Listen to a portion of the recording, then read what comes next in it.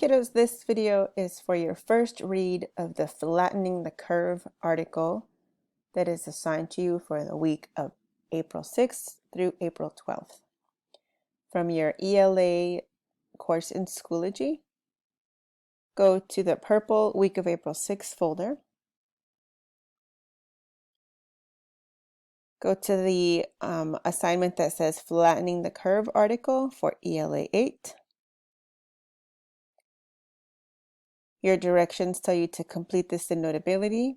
My suggested due date is Tuesday, the 7th of April. If you don't get it done by then, still turn it in. You will open this and send it to Notability. I have a separate video that will explain to you that you might need to hit the little arrow in the top right corner and send it to Notability, even if it tells you it can't read the file. Because every kiddo who's done that then goes to Notability and finds the document if you put it in a new note. Since I'm a teacher and I'm not going to submit this, I'm just going to view the article.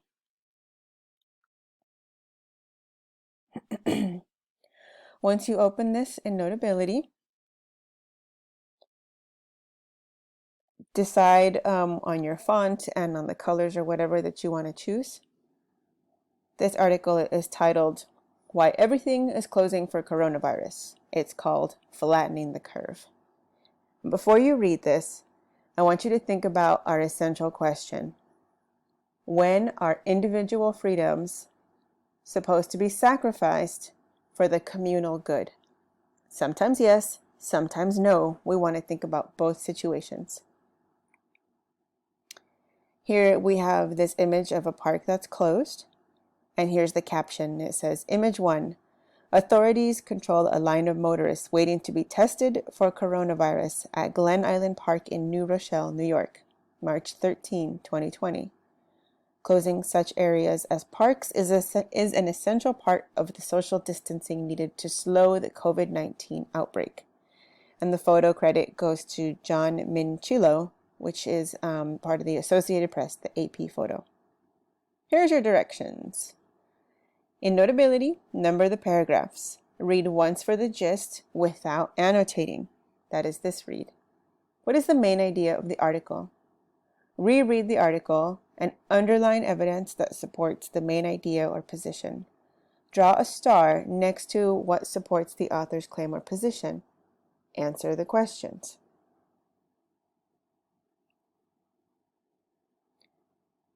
I'm going to read you the article and I'm going to skip over these questions that you have in blue, but you will answer these when you reread this, and that's going to be what you turn in. South by Southwest is a huge music, film, tech education festival.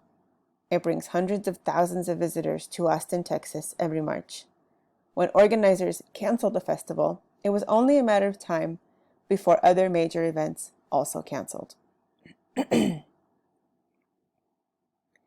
As of March 13, many sports leagues have suspended their seasons. The National Basketball Association, NBA, National Hockey League, NHL, and Major League Soccer have suspended play. Major League Baseball, MLB, has pushed back the season start. The National Collegiate Athletic Association, NCAA, canceled March Madness. March Madness is a college basketball competition every spring. If a team loses a game, they are out of the competition. People fill out brackets with who they think will keep advancing to the championships. Several universities have canceled spring football games. The Professional Golfers Association, PGA Tour, canceled the Players' Championship, and the future of the 2020 Summer Olympics in Japan is in doubt. And that's just sports. School districts from Seattle, Washington to Baltimore, Maryland have closed schools. So have entire states, including Maryland, Michigan, and Ohio.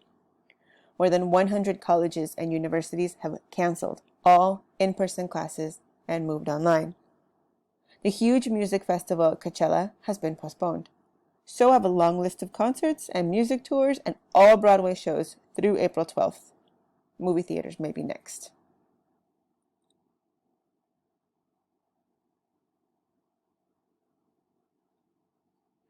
Even all Disney's parks have closed their gates. This is only the third time Disneyland has closed the park. The first time was after U.S. President John F. Kennedy was assassinated in 1963. The second time was after 9/11. The terrorist attacks on September 11, 2001 hit the Twin Towers in New York and the Pentagon in Washington, D.C. Economic impacts. The economic impacts of all these closures will be incredibly high. Canceling South by Southwest will mean a loss of more than $350 million. This includes thousands of low-income workers' lost tips and wages. However, that won't even be close to how much it will cost sports teams and amusement parks to close down. So the decision to suspend seasons, cancel events, and close up shop are not being made lightly.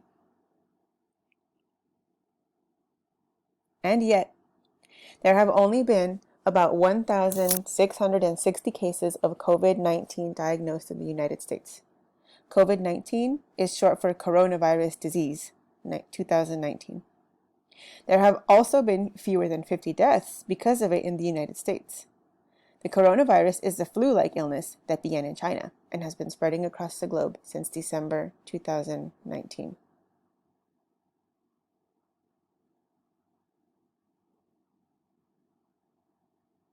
Many people talk about the flu. Every year, the flu sickens millions and kills tens of thousands of people.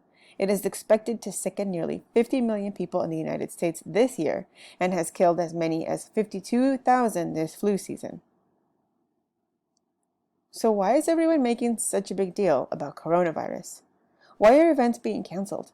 Why are schools moving to online instruction, especially when there are so few cases right now? Slowing the spread. There's a good reason to cancel everything. All these decisions by public officials and businesses are aimed at one goal: slowing down the spread of the virus to avoid overburdening a healthcare system that doesn't have the infrastructure to handle a sudden surge of tens of thousands of cases at once. Without mass closings, that surge is exactly what will happen, just as it has in Italy. It's called flattening the curve, and it's exactly what you see, and that's exactly what it is when you see it visually. What it means to flatten the curve. Here we have the daily number of cases, from 0 to very high. Here we have the time since the first case, from 0 to a long time since the first case. They have outbreaks at the same time. If we do not have social distancing, or if we don't have closures, a lot of people are going to be around each other and they're going to all get sick at a similar time. This is a problem because the capacity of the healthcare system is here. Hospitals have a set number of beds, doctors, rooms, nurses, ventilators, and once we have too many people, that means that people cannot be cared for. If we have protective measures, including hand washing and social distancing, we can reduce how fast the virus spreads and how many people get it. This can prevent overburdening the healthcare system. The peak number of cases with protective measures taken, and the peak number of cases with no protective measures taken. This capacity of the healthcare system can change depending on the amount of resources and healthcare professionals available. Image 2, what it means to flatten the curve. The peak on the left represents the COVID-19 cases if no protective measures are taken, such as hand washing and social distancing. Protective measures can reduce how fast the virus spreads over time, hopefully preventing hospitals from becoming overburdened. The capacity of the healthcare system can change depending on the amount of resources and healthcare professionals available. Epidemiologists study diseases and how they spread. They can somewhat predict how many cases of a disease are going to occur based on how the disease is behaving. Continuing business as usual allows cases to escalate rapidly in just a few weeks, spiking so high at once that they completely overwhelm hospitals. In such a scenario, such as Italy is facing now, more deaths are likely because there simply aren't enough hospital beds, enough face masks, enough IV bags, even enough healthy doctors and nurses to care for everyone at once. However, if that same number of cases can be stretched out over months, never quite exceeding the healthcare system's capacity, then people will get the care they need. More healthcare providers can avoid illness and burnout, and fewer people are likely to die, as South Korea has shown.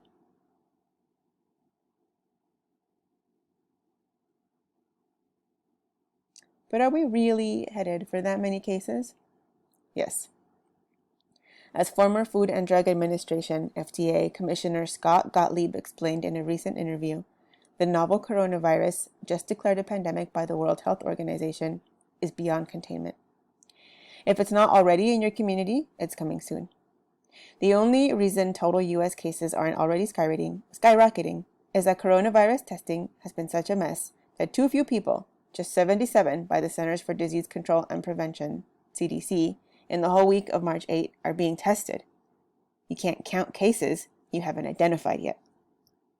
But every indication is that the United States is on track to see the same exponential increase other countries are seeing, as scientist Mark Handley has been tracking on Twitter. People are listening. So what do we do to avert disaster? We have to flatten the curve. Fortunately, people are listening, and the idea has caught on so well among armchair epidemiologists that the flattening the curve and flatten the curve hashtags have trended several times on Twitter in recent days. Clearly, public officials and businesses are listening to the warnings of public health officials, as evidenced by all the closings and cancellations. But to be effective, ordinary people need to do their part by avoiding as much as possible any crowds and places where large numbers of people congregate, such as movie theaters, malls, and events that haven't been canceled. The last thing that you're going to do here is to generate a 1 to 3 sentence gist statement to summarize the main idea of the article for yourself. Try to include the author's main opinion. Include evidence when you can find it. You may include the terms coronavirus, COVID-19, closure, pandemic, flatten the curve, cancel, support, overwhelm. Remember to include the title of the article, please.